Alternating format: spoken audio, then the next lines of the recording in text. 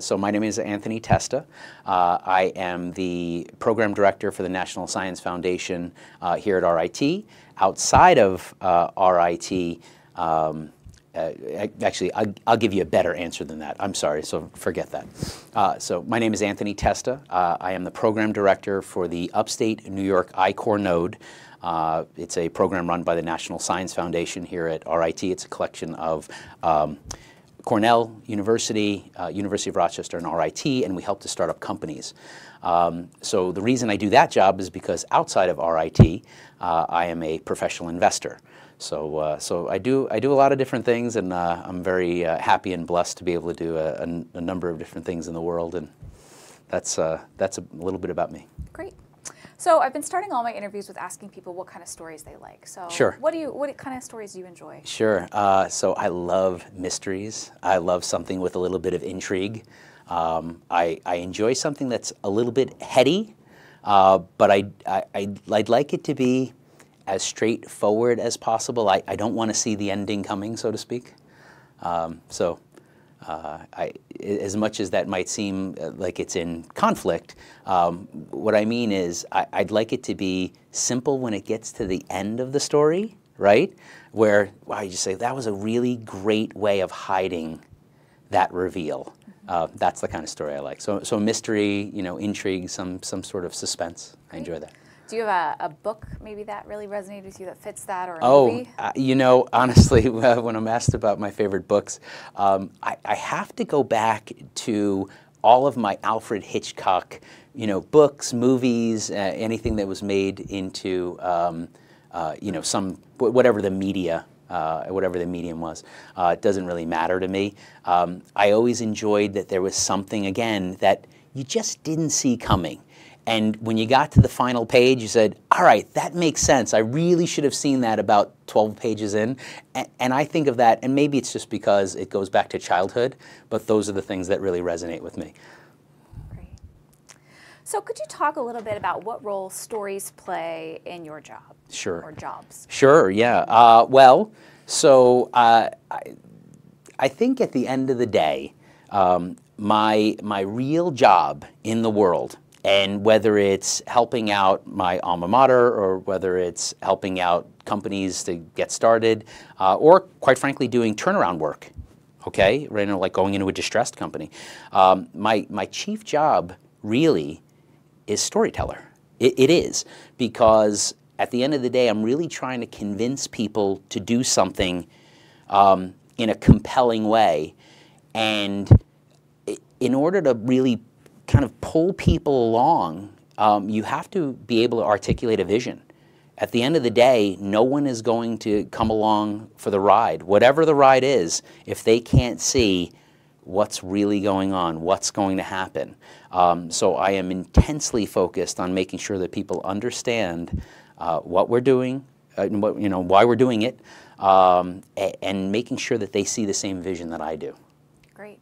And how do you do that? Could you maybe give us an example of where you've been to a company and tried to draw that story out? Like what mistakes were they making, and then how did you get them there? Sure, that's a great question.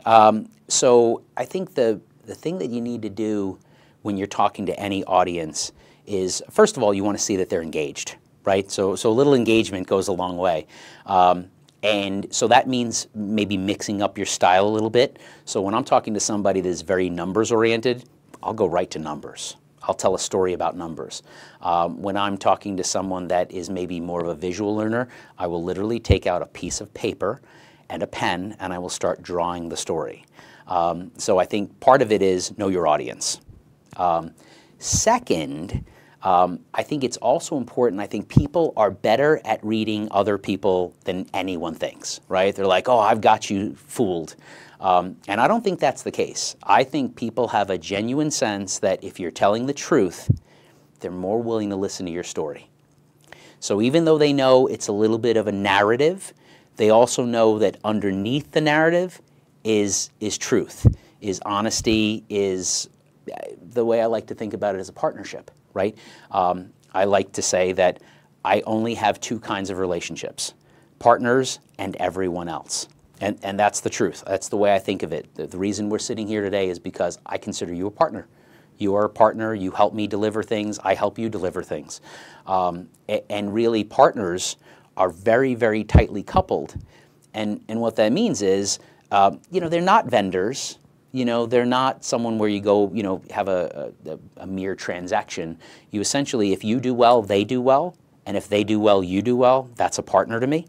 And if you can show people through the story that what you've got is a partnership, that if I do well, you will do well, and vice versa, I think people are much more willing to engage. Great. So a couple follow-up questions about that. How do you learn about your audience? Yeah. So as much as my main job might be, storyteller in chief, I think my best skill is reading people. I do. There's just something that, you get a sense from whoever you're talking to. What are they like? What are they afraid of?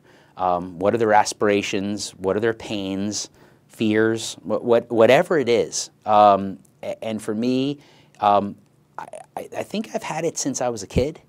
I'm pretty good at sensing, what people are feeling at the moment.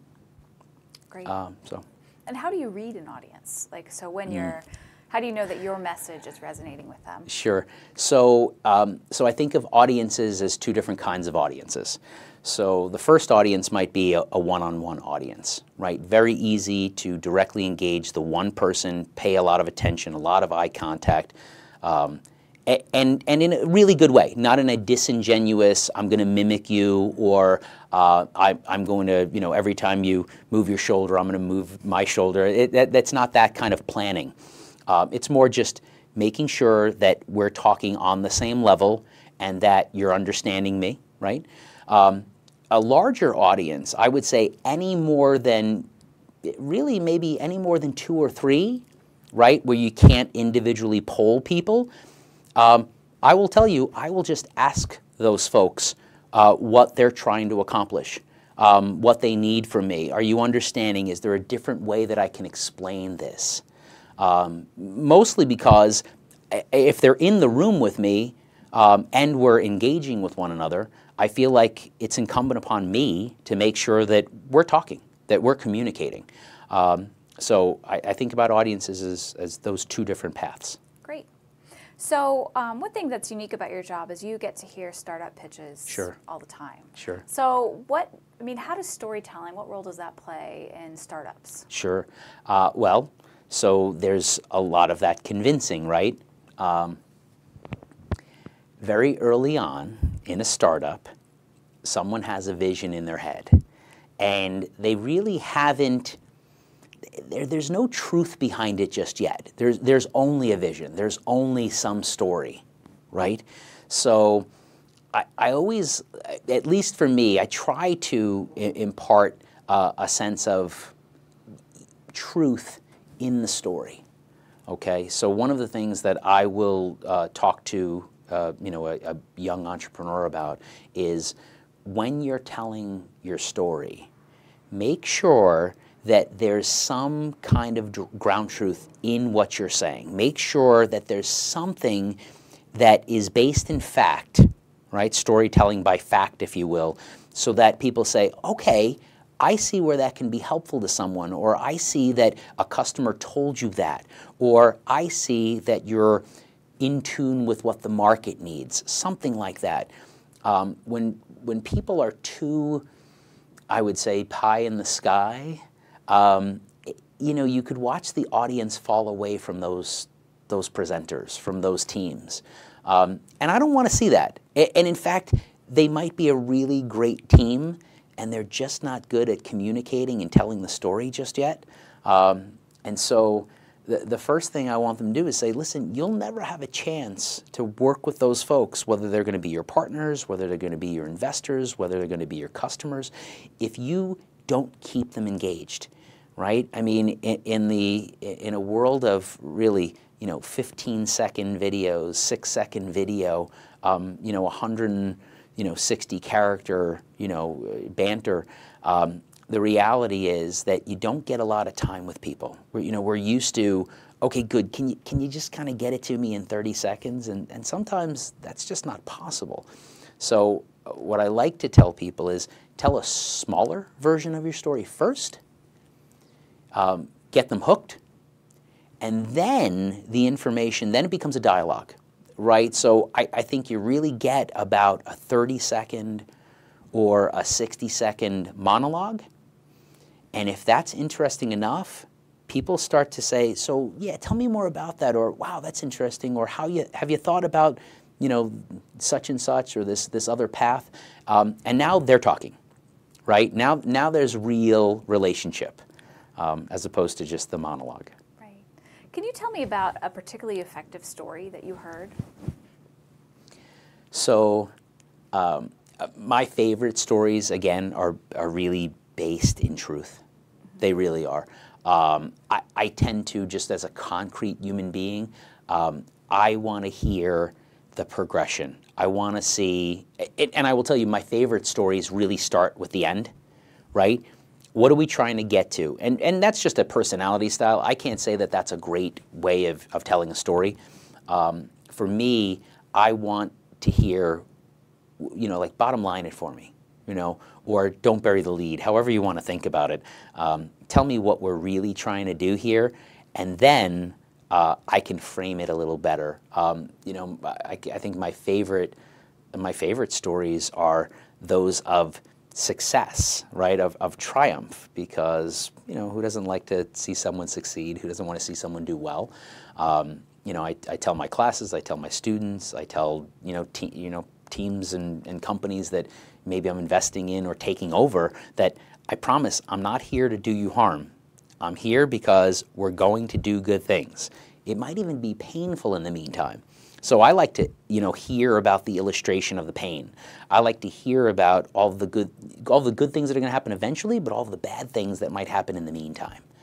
So I like to start again with the success part, and then just say, and just so you know, it might be a little bit painful along the way.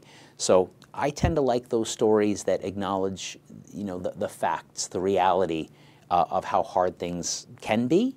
But ultimately, I want some success. Great. Have you ever heard any memorable pitches that you feel like, wow, they really nailed it in this story? You know, the nature of pitches is such that I see a lot of different kinds of pitches.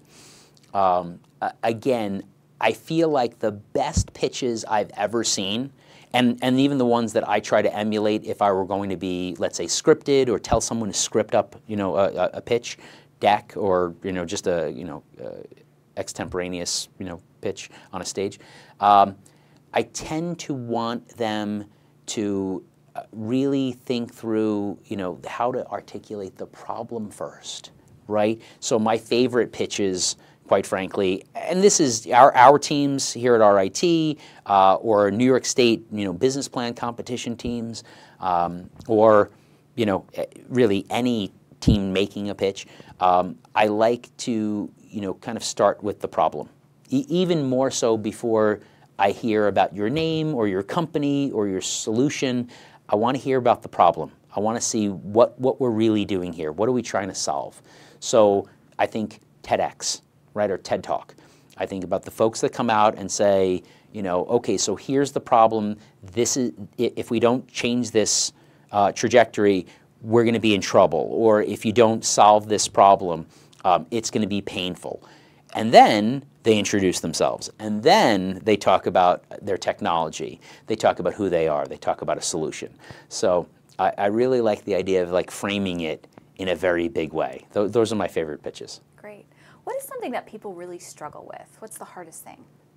Shutting up, I would say. You know, and, you know, I think we all have that problem, right? It's like you get on some tangent and you think that it's important. And the reality is, if you're good at reading people, again, one-on-one, I think you can stop yourself. I think if you're nervous and you're wrapped up too much in your nerves, I think you lose the focus of why you're there. So I think, you know, keeping it really concise, staying on message, and making sure that you're appropriate for the audience, right? If you're doing one-on-one, I want to see a little banter.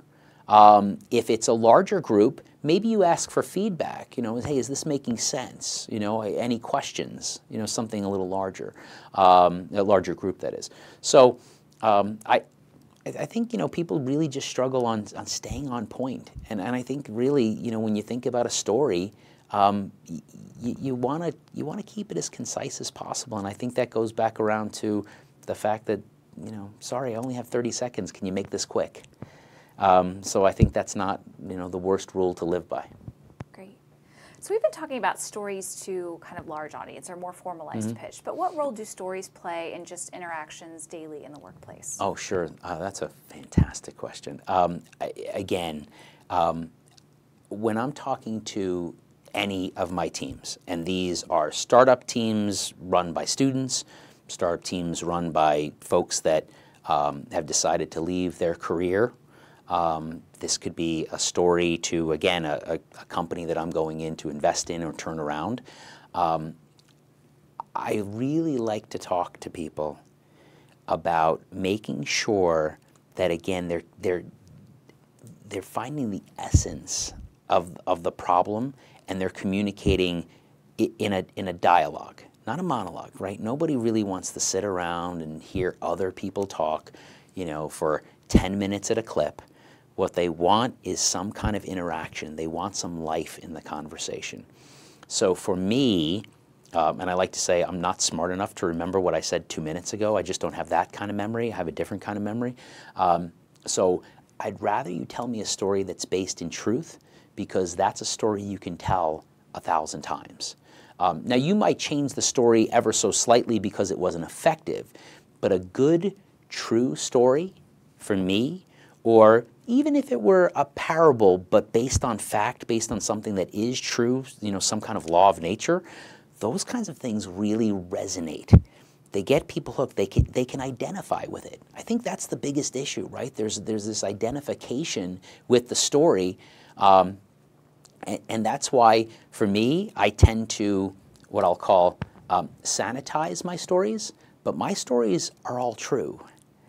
You know, like those are my best stories. Those are my best stories, and those are the stories I want to hear from other people. I'll tell them, like, you don't have to tell me the company, but tell me what the problem was, the real problem, right? You don't have to disclose how much money was made or lost necessarily, but tell me, you know, like, what was the issue, right? I mean, how close were you to failure, really? And I like that because that's powerful, right? I mean, it's visceral. There's something that's in your heart and soul that makes you think, whoa, that was really close to either success or to failure, or there was some moment, there was some decision moment, right? So the way you've been describing stories and connecting with people, it sounds like you've been talking a lot about emotion, and that can be hard for people, particularly in the workplace, because they feel like they're not supposed to show emotion in the workplace. So what's your response to that? What role does emotion play in storytelling at work? Yeah, that's a great question. So I like people that have a little bit of life in them. So I never want someone to be so stone cold that they're not human anymore. I like human beings. I want people to be human. I understand that people aren't perfect. I understand they're not flawless. You know, in fact, I'll make this symbol every now and again for people, and it's what I know. You know, I know nothing, and that's not a line. That's just true, right? Everything that I need is out in the universe. It's in other people's heads. It's in customers' heads. You know, I tell students all the time if I'm lecturing, there's not anybody in this room that isn't smarter than me in something, and maybe in most things. That's fantastic, right? So I like that kind of humanity. And so I encourage that in people because I don't want them to feel like they have to be robots. I mean, sometimes you need to be dispassionate in that you need to be able to take a step back, look at, you know, path A and path B as objectively as possible. But the fact of the matter is these are human beings with real needs and wants. They have their own desires. They have their own outcomes that they want to see. So I want to know that. I want to know that ahead of time. I want to know what you need from me. I think of another one of my main jobs as, a chief people officer, right? So we talked about chief storyteller, perhaps, depending on the role. Sometimes it's chief people officer. I want to know that they do have emotions. I want to know that you're fearful of something. Is there something we can do to mitigate that? Because I never really want you acting out of fear. I want to acknowledge that there is something that you fear. I want to acknowledge that. So when I think about that in the context of stories, I want to hear that there's some real emotion in the way you're processing, a situation, a person, a deal, whether or not to take someone's money. If you're a borrower, right? If you're early stage and you're saying, well, should I, sell some of my company for some money? Well, that's up to you. What's the fear? Why do you care, right? I mean, I happen to be a more the merrier kind of a human being. I don't assume that everybody's like that. I like to share. I don't assume that everyone's like that. So I want to make sure that other people are clearly articulating their real emotional state. Because I think the flip side of that is if you're not disclosing your true emotional state, I can't really work with you. I don't really know what you need. I don't really know what you want. So that makes it harder to have an open relationship, something that we can work with. Great. So this particular class is part of a series of courses on soft skills. And so this is the 4th class. And some of the comments that I've read from people participating in the class is that I'm just not a people person. And we know from the market research we've done is that companies are concerned about that. So what advice do you have for somebody who says, I'm not a people person? I'm just not. Okay. So one of the things that I do for the upstate New York I-Corps node is something called customer discovery. And customer discovery or ethnography is really all about getting out and talking to humans. So the idea that someone is not a people person, I understand that they might not feel comfortable having the conversation, but I don't believe that there's anyone that can't have a conversation under some circumstance. So perhaps one of the things that I would suggest is that if you don't feel like you're a people person, go in with some questions that will allow other people to talk about themselves, right? You don't have to be the one talking. I think you have to acknowledge that even if you're not a people person, if there is something that you need out of other people, you're going to need to engage them. So that's the first thing I'd say. The other piece is, I think there's a real need to acknowledge that if you're not a people person, the first person that you recruit for your team better be one. Because there is going to be something that you need to do that is not so abstract and objective that you are going to need to convince another person to help you, make a deal with you, sit with you, have a conversation, something.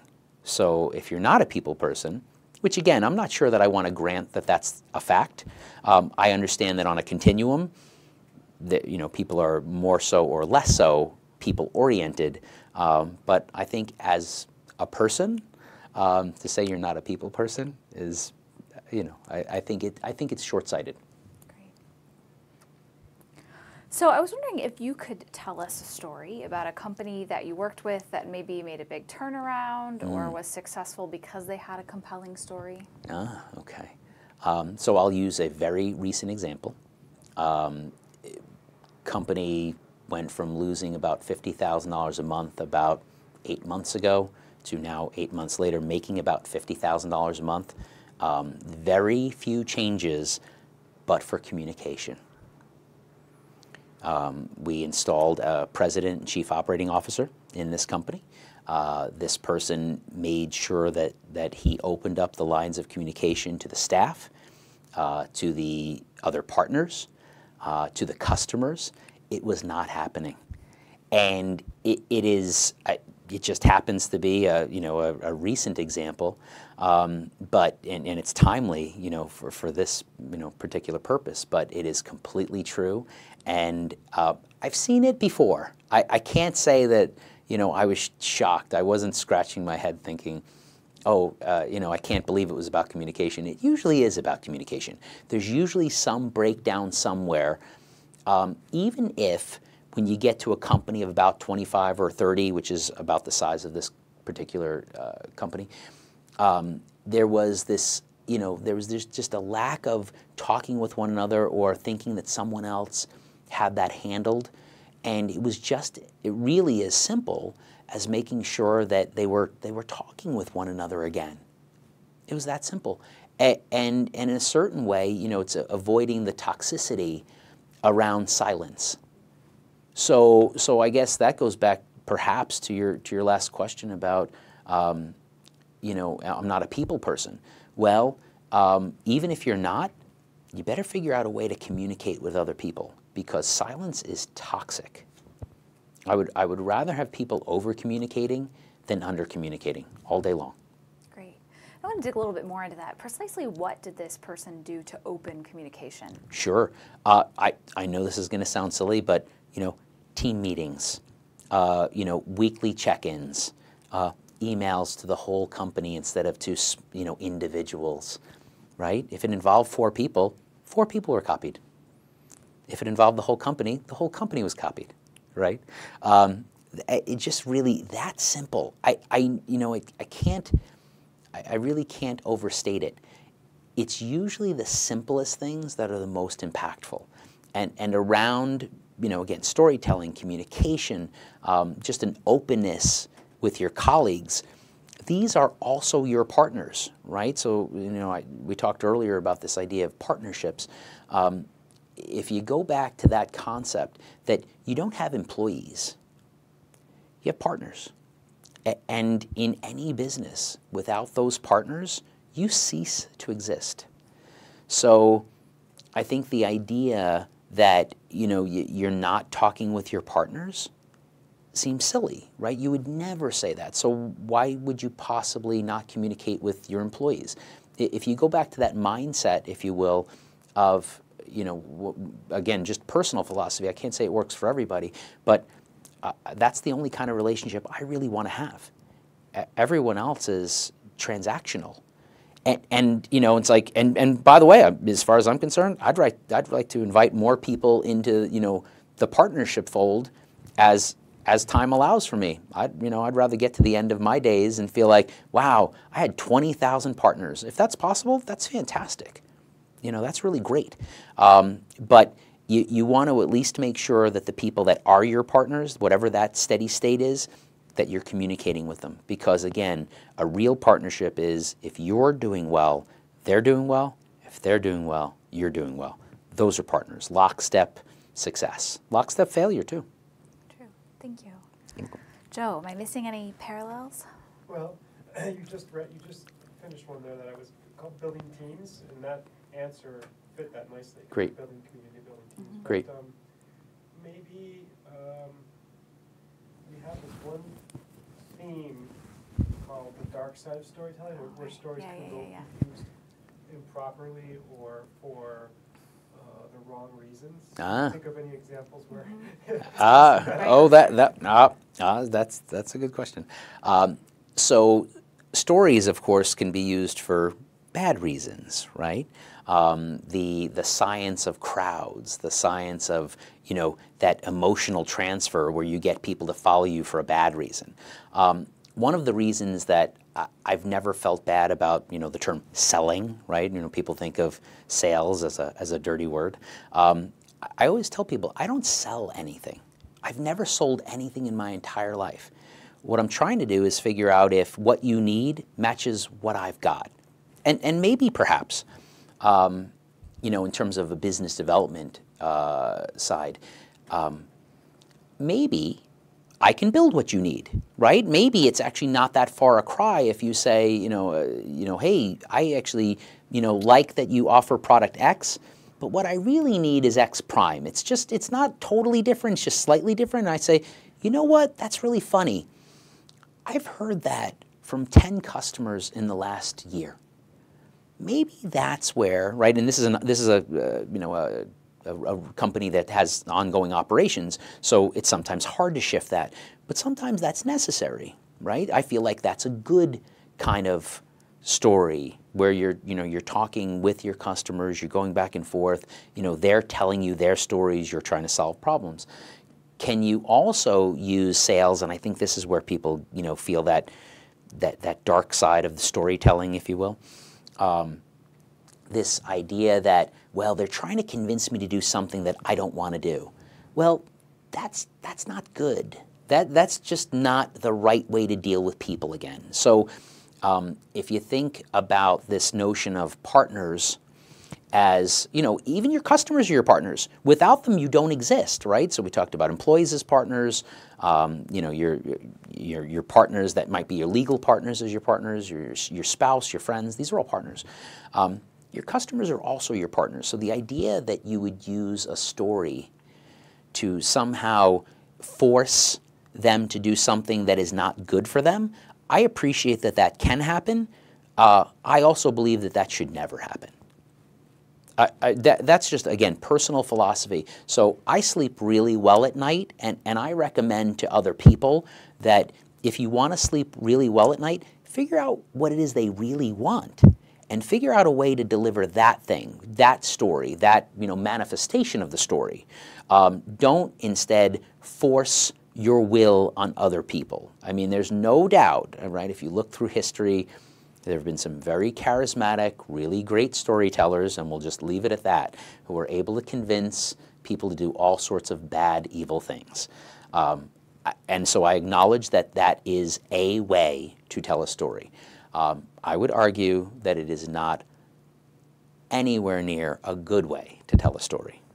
And how do you sort those out? I mean, I'm sure you've been in a position where you've heard one of those people. So how do you know that that's not a fair or truthful story? Yeah, it's funny. You can probe people enough to get a sense of whether or not they have your best interest at heart. Maybe that's the best way to say it, right? I always feel like, I might not exactly know if everything you just said is true, but if we talk enough, I'm going to find the improprieties, I'm going to find the falsehoods, I'm going to find something wrong with what you said, and then immediately that trust is gone, right? You are no longer a partner.